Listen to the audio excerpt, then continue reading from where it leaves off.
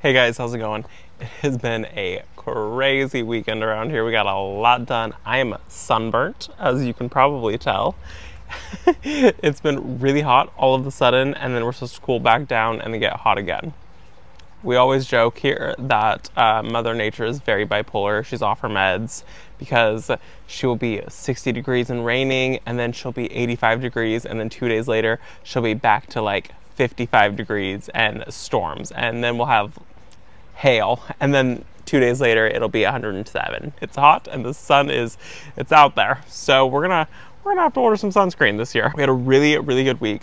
Some big announcements. The Monrovia announcement happened, which I'm so excited about. It's already been fabulous to work with them. It's been great. I've got some more plants that I can't wait to show you guys. It's gonna be so good.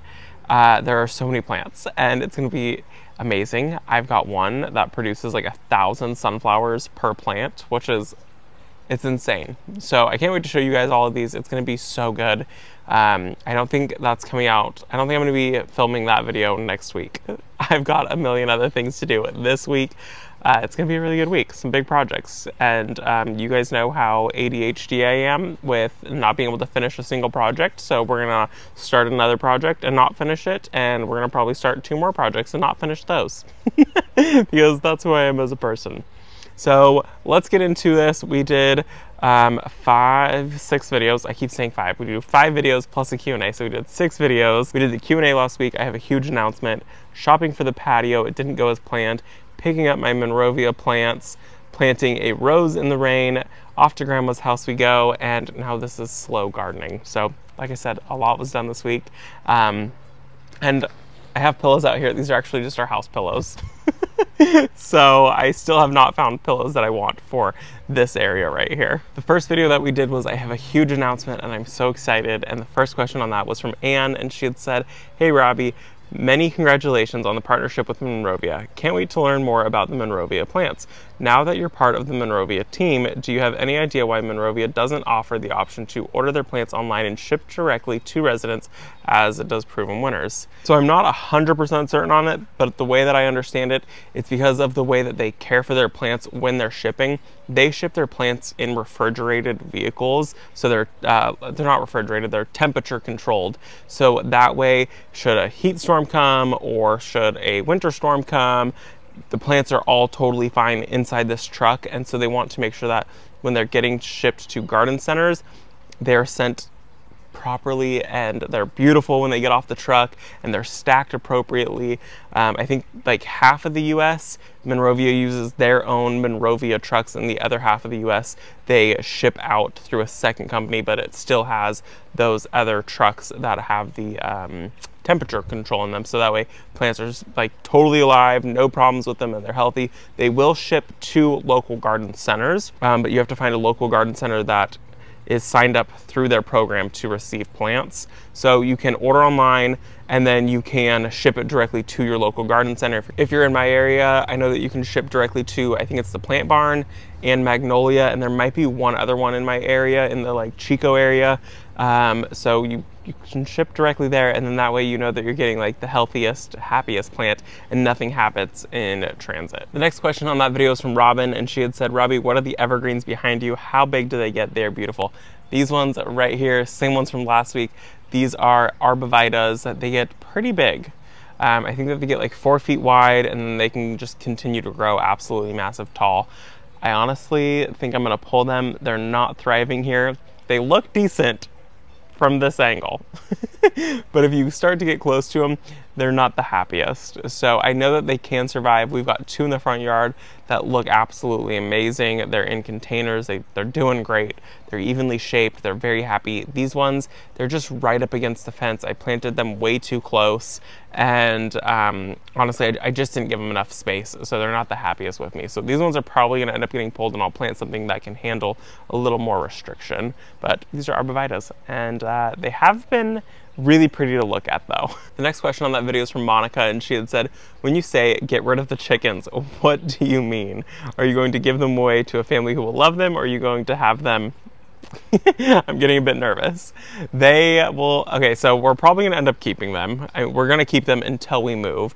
And when we move, we are going to have to get rid of them because we're not going to be able to take them where we're going. And I'm going to find them a home where they can live a happy life, not where they're in a soup or a stew or on somebody's table, okay?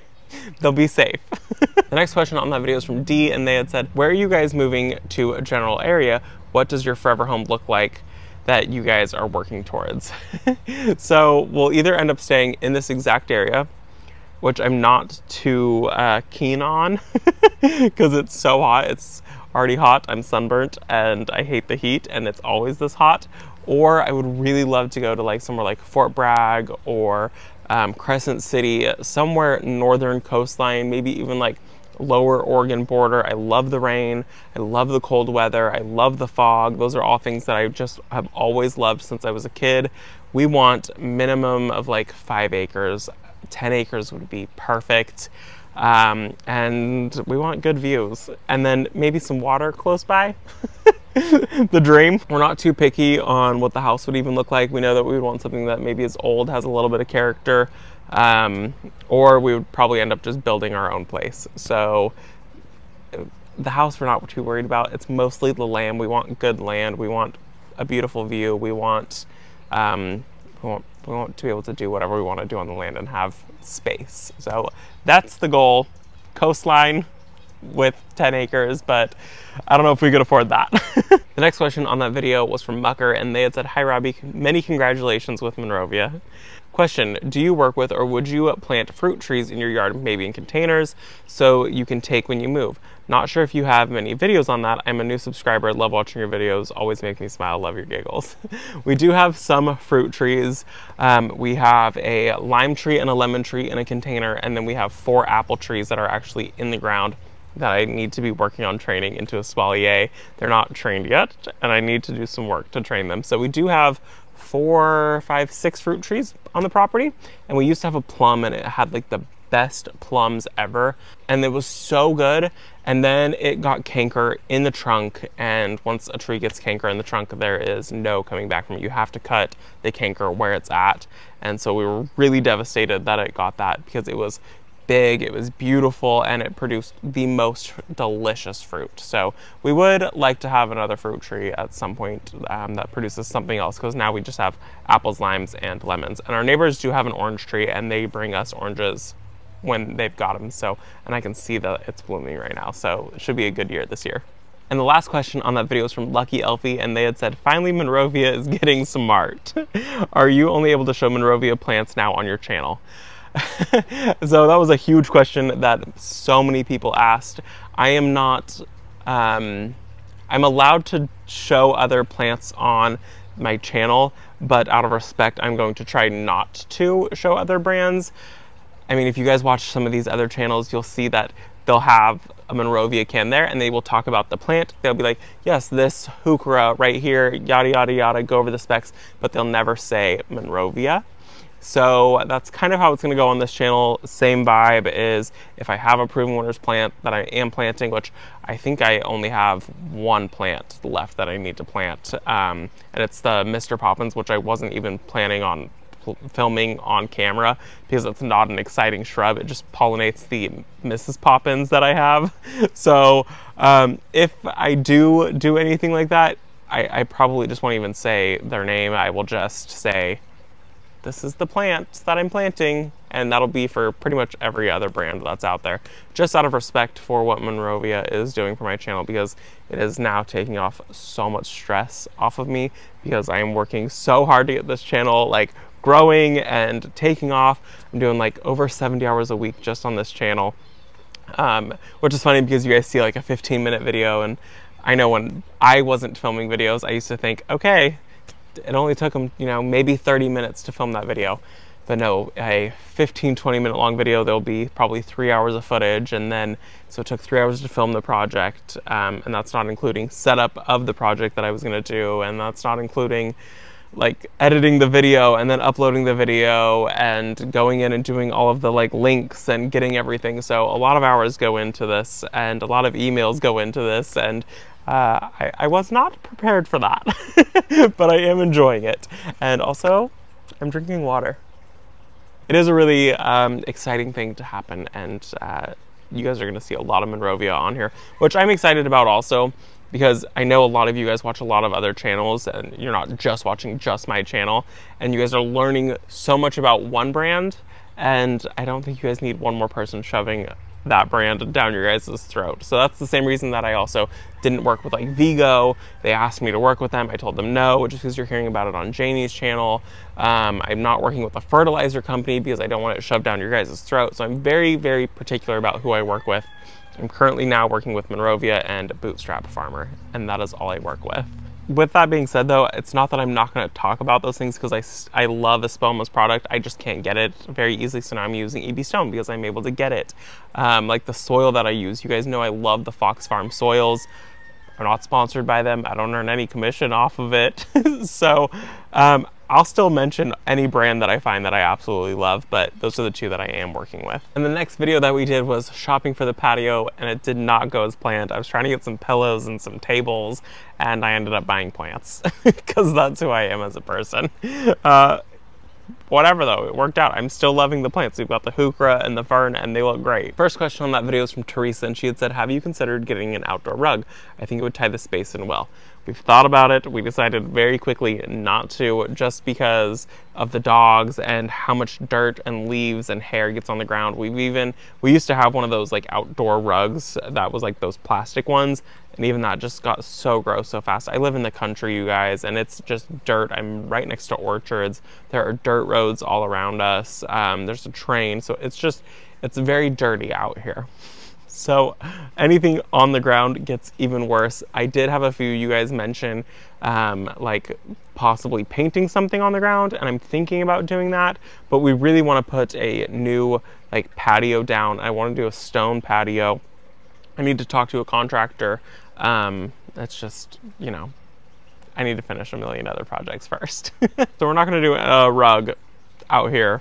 We're just going to leave it as it is. The next question on that video was from Sandra, and she had said, looks very nice. By gluing the pot, you won't be able to water it away from the pedestal. Will it be able to drain properly? There's only a couple of drops of glue on that bottom of it, so the water still pours out, and I wasn't planning on taking that pot off anyways.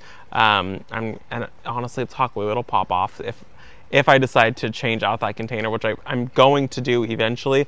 I just wanted it up there until I have time to buy a new container and pot it up. So it drains totally fine. It's not like sealed all the way around. I didn't do like a solid ring so it would hold the water in. So it still drains, no issue. The next question on that video was from Kelly, and she had said, wait, what was the first clematis screaming at you? It's screaming at me too.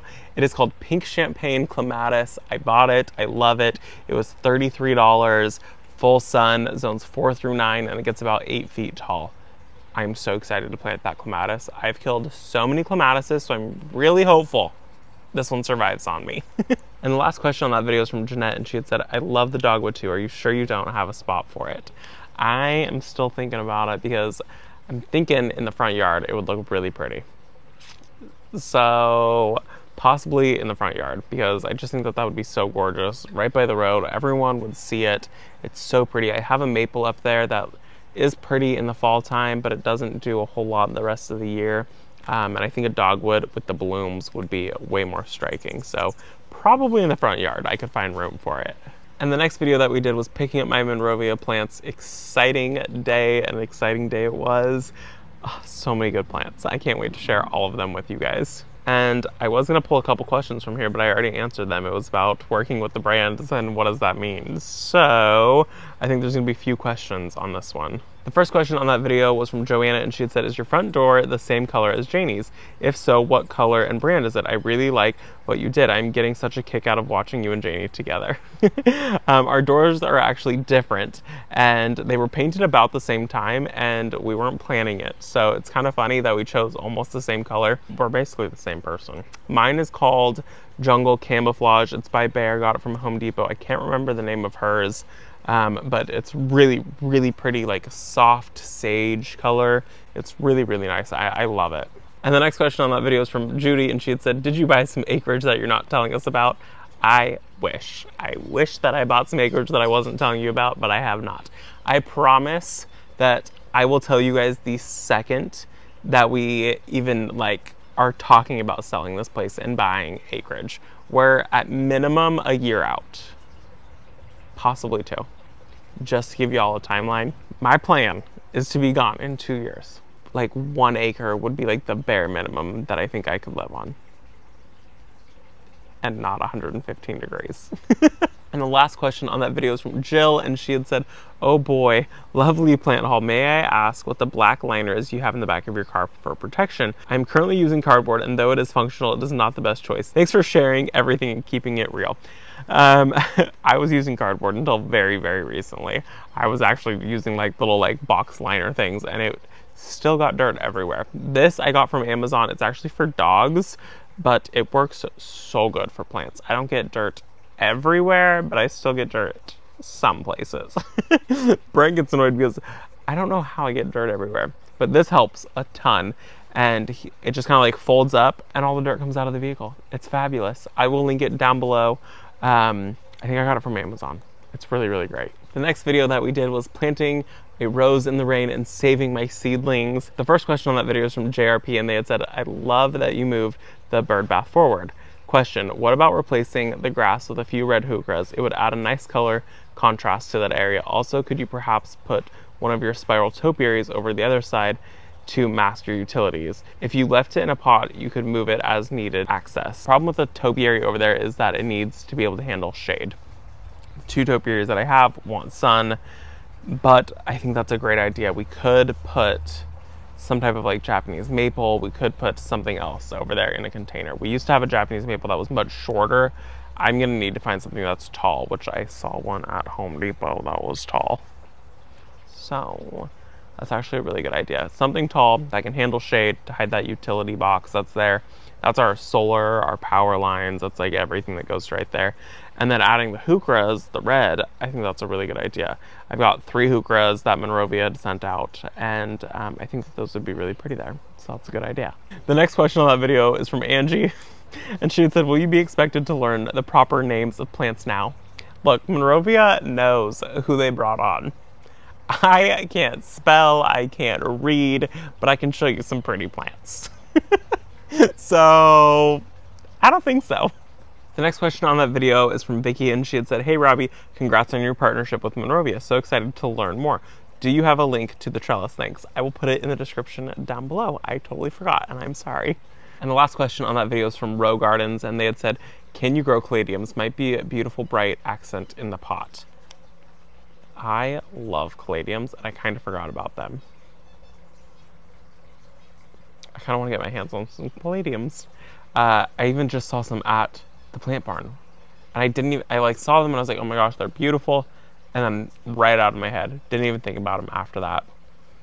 A drift of like 7 or 8 of those caladiums would be so pretty back there. I think we're gonna have to get some caladiums. The next video that we did was off to Grandma's house we go, planting and update, and it was nice to see the Vigo beds filling in at Grandma's house. That was really, really nice to see that, and we got a few things planted for her, which was also really exciting. And so many of you guys hadn't seen the Monrovia annuals and are very excited about them, and I can't wait to show you guys this week some more that I found, because they're really, really cool too. The first question on that video is from Jean, and she had said, hi Robbie, I was wondering, I noticed that you don't ruffle your roots on your plants. Why? I don't do it if they're not severely root bound, so I only do it if they are super severely root bound. Other than that, those plants are going to spread out and they'll figure it out on their own. I might pull like a couple roots if it's like slightly severe. If it's like slightly root bound, I might pull a couple of them to like kind of come out so they can start spreading outwards. But for the most part, I don't do that.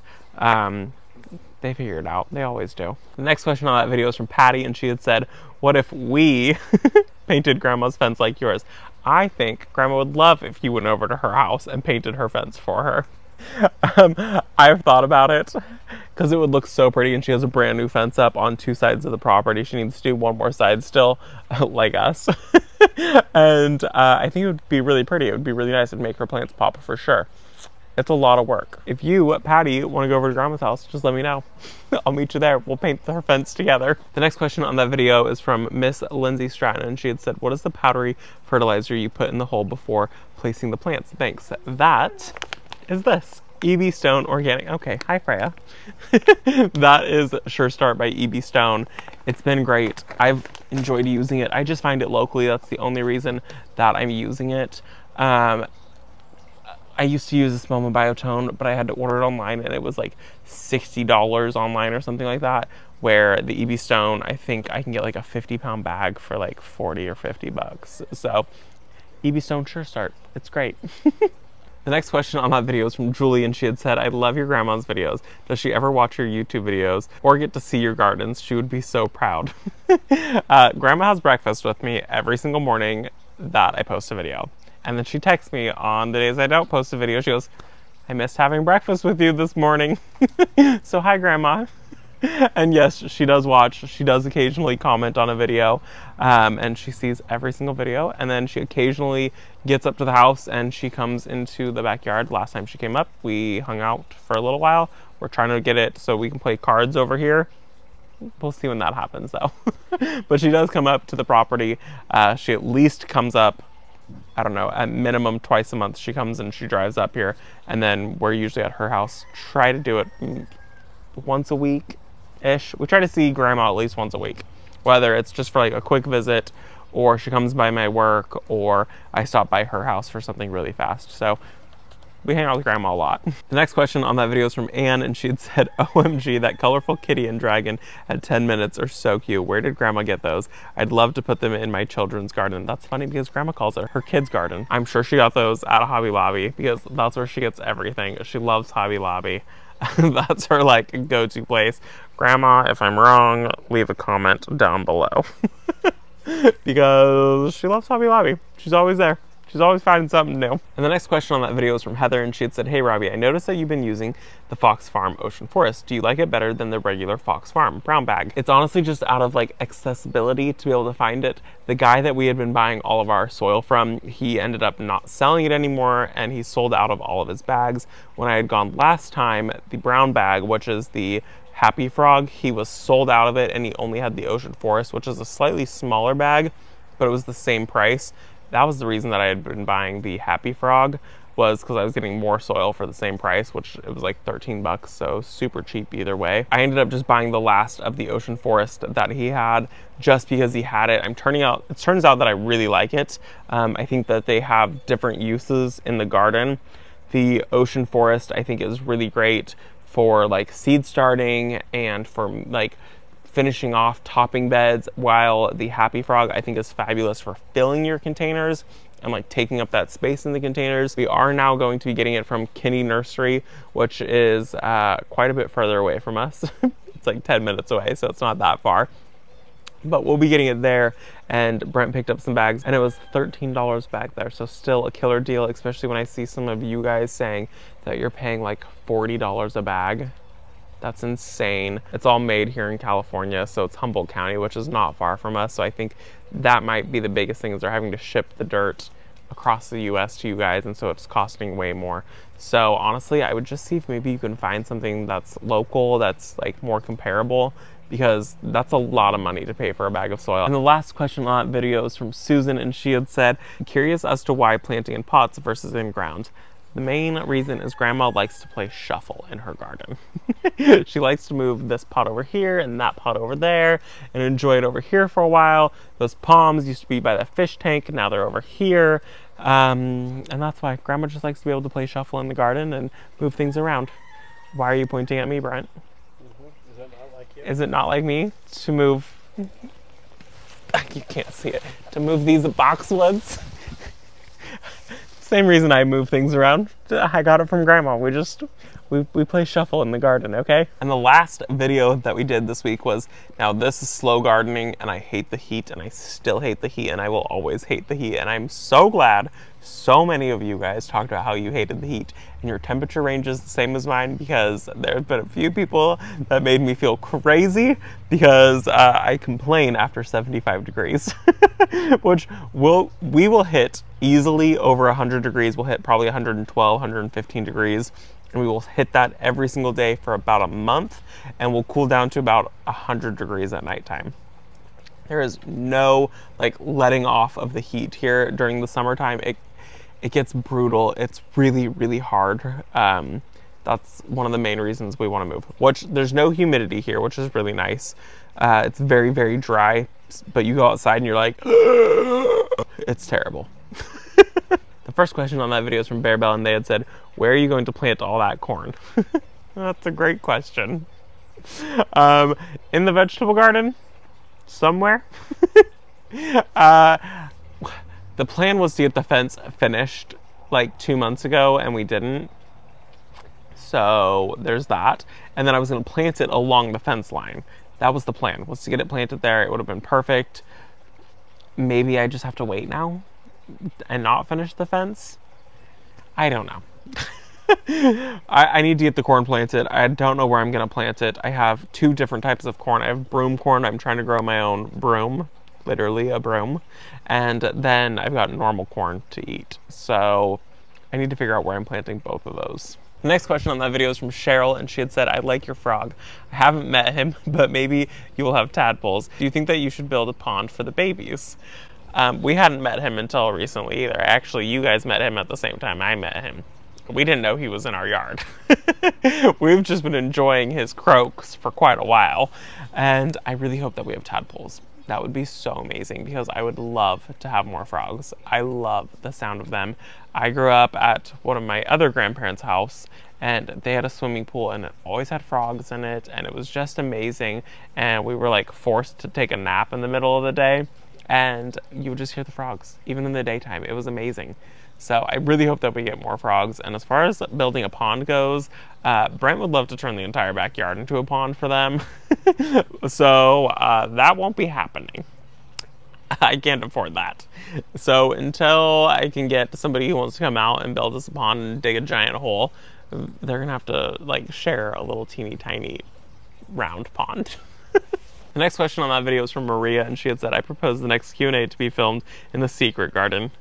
Oops. Hey Robbie, with Monrovia sponsoring you permanently, does that mean that you can make YouTube your main job? Just wondering. Okay. We have done a Q&A back there before, and it is so hard with the lighting because the sunlight comes from the willow tree and it makes all these crazy shadows everywhere. So it's really hard to film back there, but it's so cute. It's so pretty. And I would really like to do some more work this year back there and do a few like moving things, and I have an idea for what I want to do back there, and that'll happen this summertime, hopefully. And then as far as this Monrovia sponsorship, it is, full disclosure, it's currently 3 months. We're doing a trial period to see how it goes. So after 3 months, I will let you guys know if I continue working with them. So that does not mean that I can quit my full-time job with this and make YouTube the main provider for the family. So I'm still working at the barbershop. I'm still working like 9-hour days when I go there. It's still a lot and I'm exhausted, but I think in the long run it will be worth it. And I'm hoping within the next year to make it so that YouTube can become the full-time job. I'm just gonna have to find more hours in the day to work a little bit harder.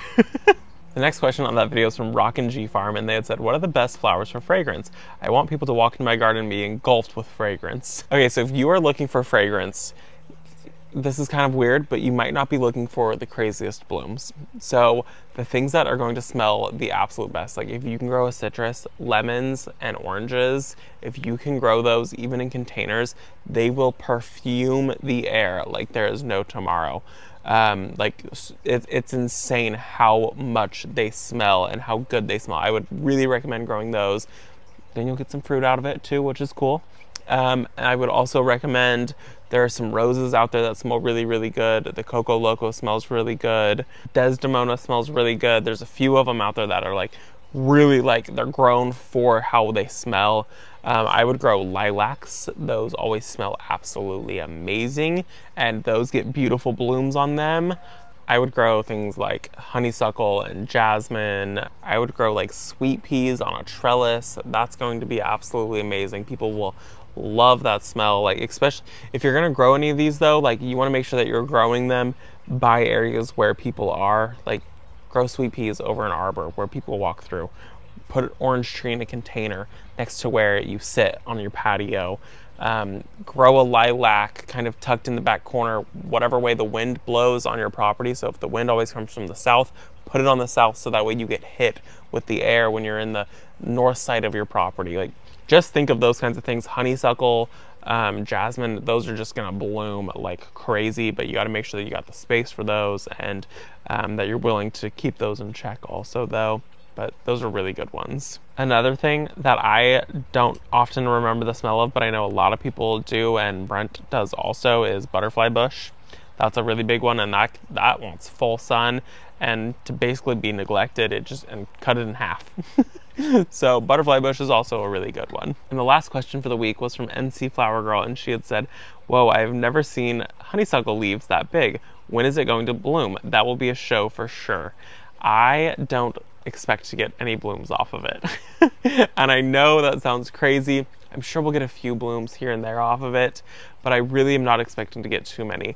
The way that I wind it and the way that I cut on it, I pretty much am cutting off the blooms. So if I get any, which it should bloom maybe in the next like month, maybe 3 weeks at most, then I'll get blooms, but I'm not expecting it. I'm growing it to grow for foliar growth, to grow on the espalier. I'm not growing it to bloom. So if you're wanting it to bloom, I would not recommend growing it this way. You might get some blooms, but you gotta let that thing get wild, and I'm not willing to let it get wild at the sake of just having a few blooms. So I grew it because I knew it was super fast growing and it would take up that entire trellis in less than a year, which it did.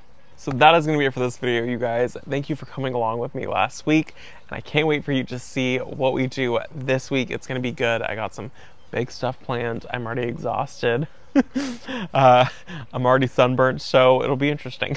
I hope that you guys enjoyed this video, and I will see you all in the next one. Bye, guys.